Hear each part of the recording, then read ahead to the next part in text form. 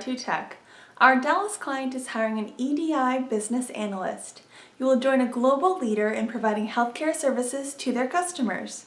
You will impact the company by designing and overseeing EDI transactions, procedures, and changes to new and existing EDI clients. Provide ongoing EDI development support, maintenance, and problem solving to existing transactions. Respond to customer service requests and incidents via phone, email, or portal submissions. Evaluate EDI and 837 issues by either resolving them by researching documentation or submitting them to a higher level expert for resolution.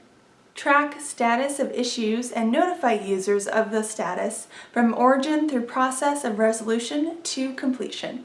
So if you have 5 years of EDI transaction experience, expertise with Medicaid 837 transactions, and excellent communication skills, please contact me.